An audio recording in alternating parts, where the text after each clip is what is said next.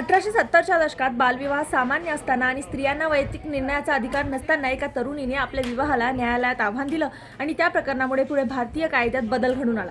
ही कथा आहे डॉक्टर रखमाबाई राऊत यांच्या संगत। 1883 मध्ये रखमाबाईंचे लग्न वयाच्या सुमारे 11व्या वर्षी दादाजी भिकाजी यांच्याशी झालं। त्या काळातील प्रथेनुसार विवाह झाला असला तरी रखमाबाई पुढे शिक्षणाकडे वळल्या। त्यांच्या सावत्र वडिलांनी डॉक्टर सखाराम अर्जुन यांनी त्यांना शिक्षणासाठी पाठिंबा दिला।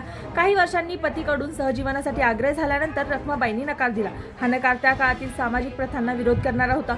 या प्रकरणावरून न्यायालयीन खटला दाखल झाला जो रेस्टिट्यूशन ऑफ कॉन्ज्युगल राईट्स या कायद्याखाली होता। सुरुवातीच्या टप्प्यावर रखमाबाईंच्या बाजूने निकाल लागला, परंतु पुढील टप्प्यात न्यायालयाने त्यांना पतीकडे जाण्याचा किंवा शिक्षा भोगण्याचा पर्याय दिला।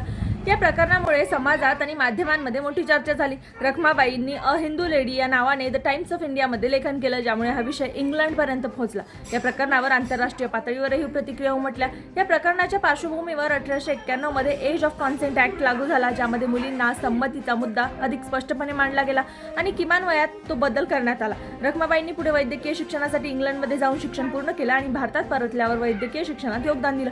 विशेषतः महिलांच्या आरोग्यासाठी त्यांनी दीर्घकाळ काम केलं। रखमाबाईंचं हे प्रकरण केवळ वैयक्तिक संघर्ष नव्हता, त्या काळातील सामाजिक रचना, विवाह संस्था आणि स्त्रियांच्या अधिकारांबाबत प्रश्न उपस्थित करणारं ठरलं होतं। या घटनेमुळे समाज आणि स्त्री शिक्षणाबद्दल पुढील बदलांना चालना मिळाली।